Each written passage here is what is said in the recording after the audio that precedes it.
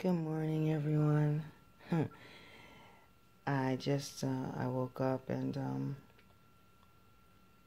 not gonna lie to you. I do pick up my phone and kind of see if there's a message from someone, and I received a message from Mary, a friend of mine named Mary, and it was about a video, a very powerful video, she said, and that I must watch it. That's what the video says on it, about how God speaks to us. And I am so aware of it. No matter what our lives are about, whether it be good or bad, God is speaking to us in different ways.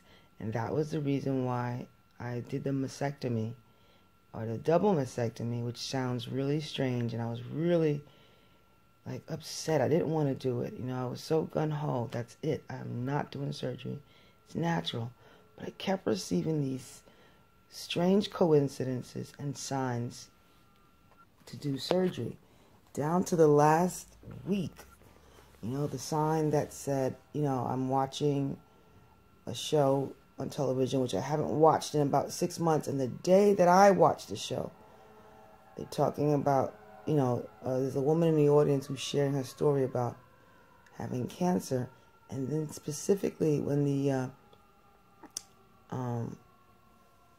host asked her about her shoes, she said, oh, where'd you get the shoes from? She goes, these are my double mastectomy gift. So it was like I had received all these signs throughout the experience, throughout my time, and I had received all these signs throughout my experience, throughout the weeks and the months. And then down to the final week that I was going to, the following week that I was going to have surgery, I actually see something on television, and I hadn't watched television, hadn't watched this particular show, that specifically said, double mastectomy gift. I just said, God, I know, all right, God, all right, you want me to have this surgery? All right, so I got it. I'm going to do it,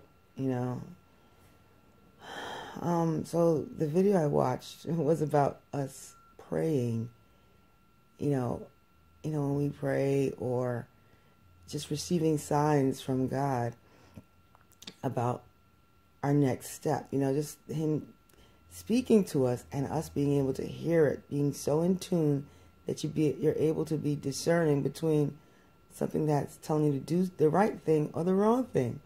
And I always recognize it as that first voice, that first still voice that says, Ruby, do this, and then something will say, nah, don't worry, it's not, she's not going to be there, or she won't really care, that kind of thing.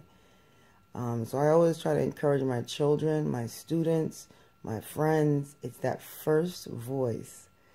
When I was sitting at the bar and I discovered the lump in my breast myself, I reached over and I heard a voice loud and clear, distinctively say, put your hand on your breast, you got a lump.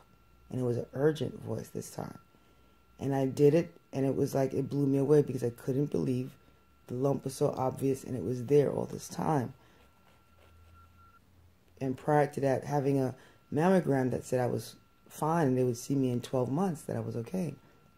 3 months later, I'm sitting at the bar, in my kitchen bar, and I discovered a lump myself.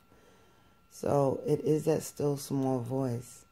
I'm not going to lie, things have been really financially tight with me, and I'm sure many of you can relate to that, because I don't want to seem like I'm the only one who needs assistance, financially.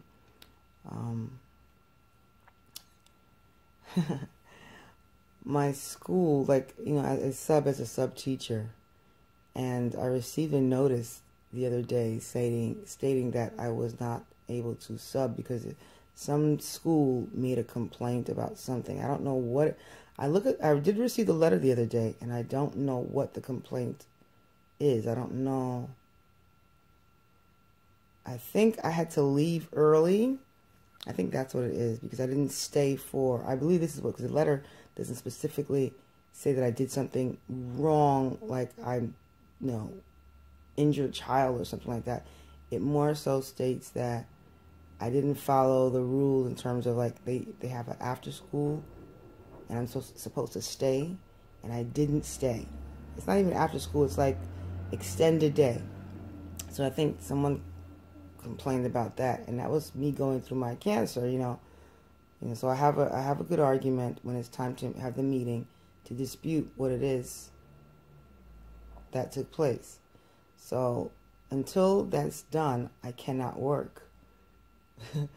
So I have to really rely on my students and my school here and the kids giving out flyers and getting students and my music lessons, because that's right now the only source of income that's coming in. And,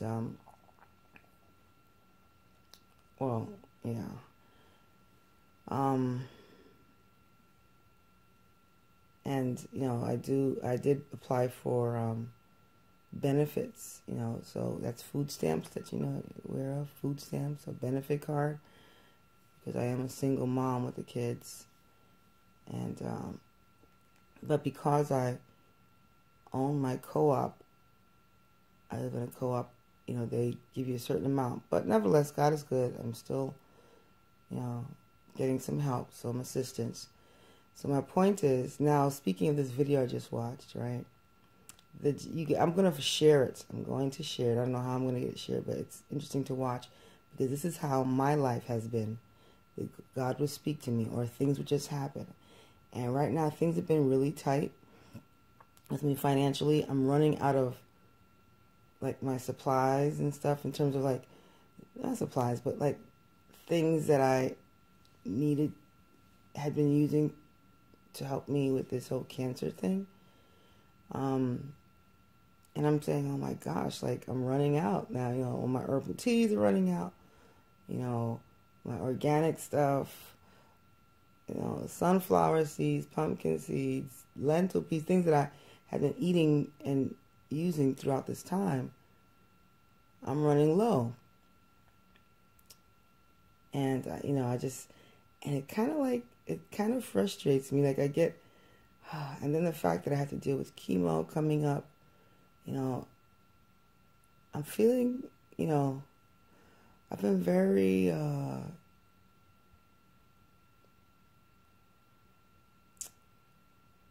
what's up? Like, I'm cranky. So I'm thinking about, and I think more so cranky because I'm thinking about the chemotherapy, and then I'm looking at my funds, and I'm telling the kids, we got to get out there and give out some flyers, we got to get some people in here. But God is good, because I visited a friend of mine, and he gave me a donation, and he gave me $1,000 donation, and I was like, wait a minute, like, are you serious? And he said, I know you're going through a lot, and, I see you working with your kids, and everyone's doing what they gotta do. And it really blew me away. I cried. And prior to me dealing with this cancer issue, I had recently bought a car. The car was like $28,000. Actually, the guy was trying to sell it to me for more, but my mechanic was able to help me talk him down to $2,800. So it wasn't really a lot. And thankfully, I did get the car, because, going through what I'm going through now and having to run around and buy this and buy that and get to the organic shop and take care of my responsibilities, and no longer having a friend to drive me around, and help me get to those things. The car came in so handy. Of course, cars always end up costing you money, and it probably also took a lot of the extra money that I had for savings. But nevertheless, so now the car had to be registered. And because it was a rebuilt car, I didn't realize it was a rebuilt car on the title. I cannot register it in New York. It cannot be registered here, because we don't have the receipts to explain why the car had to be rebuilt. And so that was an issue in itself. And my mechanic offered to register the car for me out of state. because if not, I wouldn't be able to register the car. And he charged me $1,500 for that. So the little $1,000 that I received, I had to put it toward the car because then I won't have the car to do what I need to do. And I'm trying to micro budget my finances now. I put it down. Okay, this goes to this. This is what I have left. This is what I have left. This is what I'm working with. To the point where I'm down to like $1,500 in my bank account. $1,500 in my bank account. And that's this month's rent or mortgage. My phone. I took off my cable. I just have internet and something else. All of these other bills that I've incurred since Mexico, including the Mexico bill that I'm paying off. It's amazing. So, and you guys can relate. I know you can relate. So I'm not telling you because I don't think that you don't know and I'm the only one going through stuff. We all are going through stuff. But I'm like, oh my gosh, my funds are like super low. And I don't know if I'm going to get through this month of December. Next year, thank God, I can fill out taxes, and be able to pay, things off. Thank God. But it's like, it's really tight. So I've been very cranky. Like, I've been kind of like, not in a good tone with the kids, just really angry. My son said, and to the other son, my other son, he said, what did you do to get mommy so tight? And I was like, what are y'all talking about? What did you just say? You just said something. I heard you. What did you say? He said, just ask him, what did he do to get you tight? And even though they do annoy me sometimes, I'm tight because finances are low. I have $1,500 in the bank from now until the end of this month to pay off bills. And my bills are way more than $1,500. And I'm just thinking, how would I maintain my cancer protocol? I can't afford the things right now that I need to buy so that I can eat at least. But the kids have to eat, so we'll take care of that. They're fine. But I have to work out other things. I haven't been able to do any juicing because it just requires a lot. So I kind of like bought some greens, like the powders. So I figured if I can't do the greens, the juicing, I'll do the powder. So that's another, I think, probably good idea. The wheatgrass, spirulina, chlorella, which are pretty expensive. So I'm thinking people who are dealing with cancer, how can they take care of their health? Because it costs money. That's why you don't want to be in this position. That's why if you have a healthy body, you want to take care of your body now. Because this happens, you're not going to be able to take care of your body if you're not out there asking people for help. And if you have a lot of pride and so forth, you're not going to ask. But, God said, ask and it shall be given. Seek and he shall find. Knock and it shall be open. So that's why I'm just, I say what I say. I put my business out there. I really don't care because if I don't, this is, it can go a different way. Life, you can get stressed out. You can get depressed. You can get despondent. And you just don't want to, you just can't do this. You cannot. So my mechanic offered to register my car for me.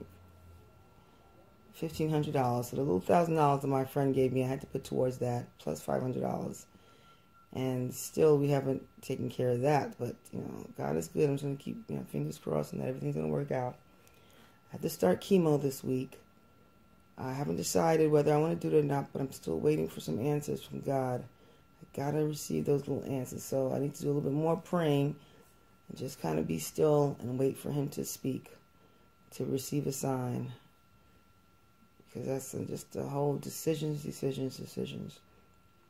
My neighbor, he saw one of my videos and he had a couple of coupons that they give you for the farmer's market, $8, and he texted me, inboxed me and said if I'd like it and to come, and I said sure, and I went and picked it up from him. So Tuesday, it finishes on November 30th. So I get to use it for Tuesday to be able to at least buy a few more vegetables.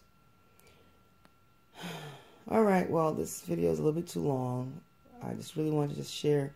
I don't know what this video is going to be about, but it's certainly about the video that my friend Mary shared me, listening for God to give us a sign. And yeah, I want to probably put together some music and probably do some fundraising concerts. That's what I'm thinking. You know, put some concerts together and do a little fundraiser.